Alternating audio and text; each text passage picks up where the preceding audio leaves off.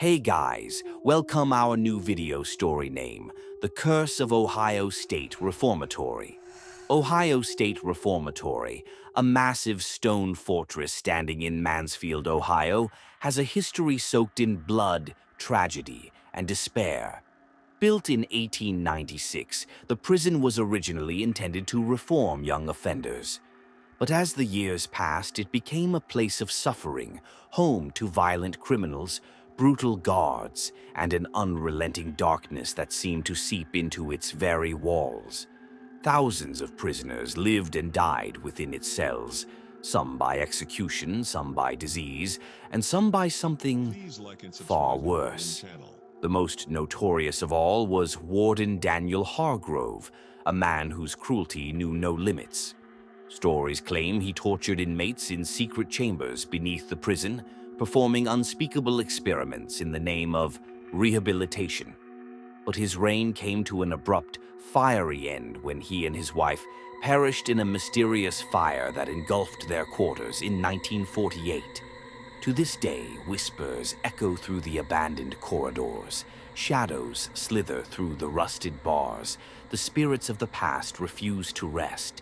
The investigation begins.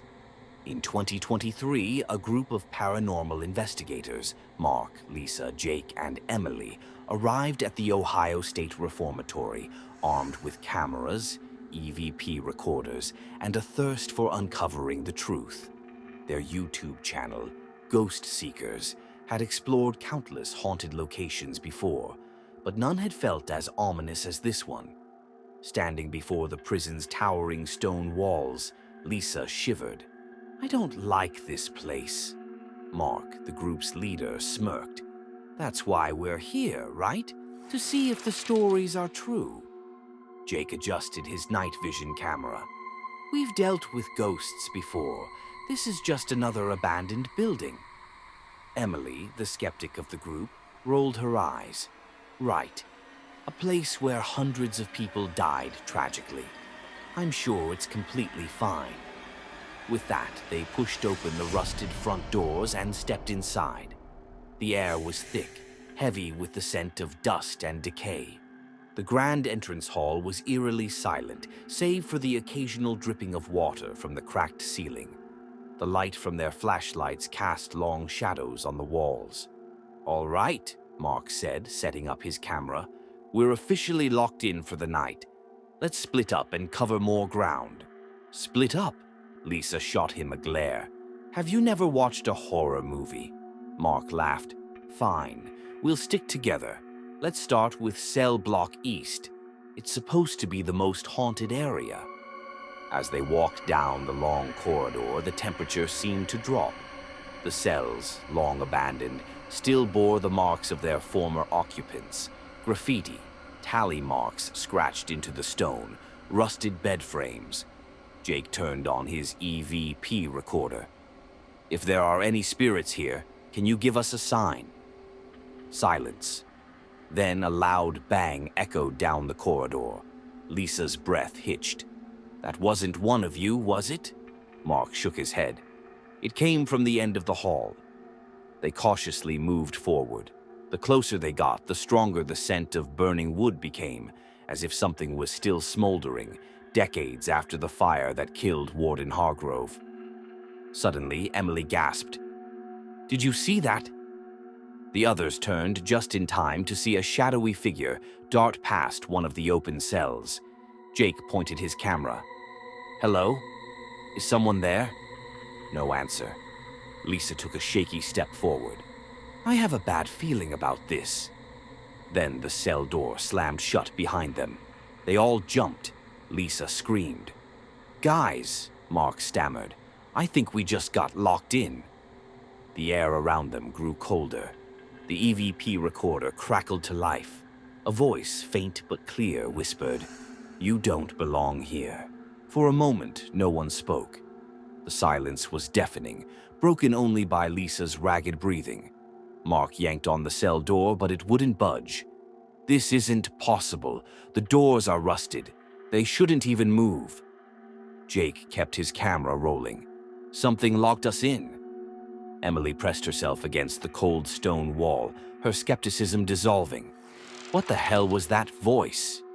The EVP recorder crackled again, this time more distorted. The words were barely understandable, but they sent chills down their spines. "Run, before he comes." The air in the cell grew suffocating, as if an unseen force was pressing down on them. Lisa gripped Mark's arm. Who? Who's coming? Then the lights in their cameras flickered, for just a second, but long enough for them to see it. A figure stood at the end of the corridor. Not a shadow, not a trick of the light. A man, tall and broad-shouldered, dressed in an old prison guard uniform, his face burned and disfigured. His hollow eyes bore into them. Warden Daniel Hargrove. Jake gasped, nearly dropping his camera. "Tell me you guys see that," Lisa whimpered. "He's real. He's real." The warden moved, not walked, glided like a flickering image from an old film reel. The air grew hotter, filled with the smell of charred flesh. Then came the screams, not from them, but from the past. From the very walls of the prison, agonized cries of prisoners echoed through the corridor, blending with the crackling of invisible flames. Mark banged on the cell door. "Let us out," the EVP recorder picked up another whisper, barely audible over the phantom screams. "Say his name, and you will burn." Lisa's eyes widened. "Don't say it." But Mark, desperate and panicked, did the opposite. "Hargrove, let us go." The moment his name left Mark's lips, everything exploded. A blinding flash of light, heat surged through the air. Mark felt as if fire had licked his skin. The prison shook violently. Then, silence. The lights flickered back on. The corridor was empty. The warden was gone. The cell door creaked open on its own. Lisa wasted no time. "Move, now!" They bolted down the hallway, their flashlights shaking. Every step felt heavier, as if the prison was trying to pull them back. As they neared the main hall, Emily gasped. "Look!" On the wall, new words had been burned into the stone, words that hadn't been there before. "You can never leave." Mark, Lisa, Jake, and Emily stood frozen, staring at the words burned into the stone. "You can never leave," Lisa's voice trembled. "He's not letting us go." Mark clenched his fists. "We have to run. Now!" Without hesitation, they sprinted toward the main exit. Their flashlights barely cut through the oppressive darkness as the air around them thickened, pressing against their bodies like invisible hands trying to hold them back. The halls twisted, or at least they felt like they did. No matter which way they turned, they kept ending up back at the warden's office, its massive iron door slightly ajar, as if inviting them in. "This isn't possible," Jake panted, looking at the map on his phone. "We're moving in circles." The EVP recorder crackled again. This time the voice was stronger. "You said my name." A sudden gust of burning hot wind slammed into them, sending Lisa and Jake to the ground. Mark grabbed Emily's arm and pulled her back as the door to the warden's office creaked open on its own. Inside, the room was untouched by time.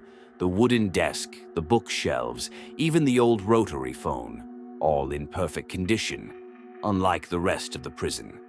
And sitting behind the desk was him, Warden Daniel Hargrove. His uniform was charred, his flesh blackened and cracked like burned wood. His eyes, empty sockets filled with fire, locked onto Mark. "You called me," the warden rasped, his voice layered with pain and rage. "Now you must pay." The walls burst into flames. The heat was unbearable. Smoke filled the room, choking them. Lisa screamed, "We have to go!" But the doorway vanished, replaced by solid stone. Jake fumbled with his camera. "This isn't real. It can't be real." Hargrove stood, his form towering over them. He raised one burned hand, and the fire grew, encircling them. The prison walls trembled.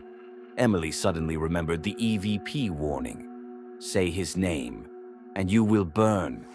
Her mind raced. "That's it," she whispered. Lisa coughed, barely able to breathe. "What?" "We have to take it back." Emily turned to the warden, forcing her voice to stay steady. "We're sorry.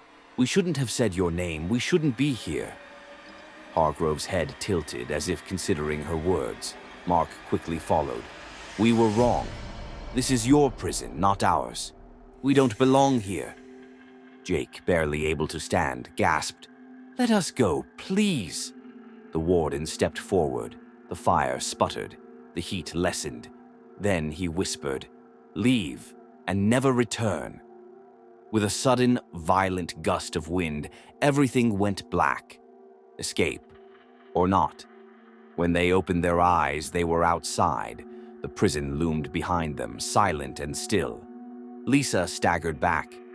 "We're out?" Jake checked his camera. It had stopped recording. "Did we just imagine all of that?" Emily looked at the building one last time. Number It was real. Mark exhaled. "We're never coming back here." No one argued. They left Mansfield that night, vowing never to speak of it again.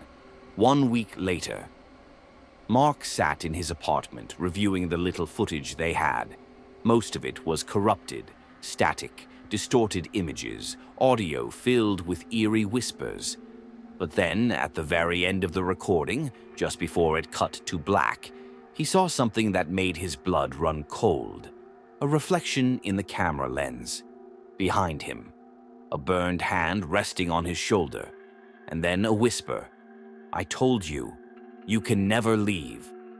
The end.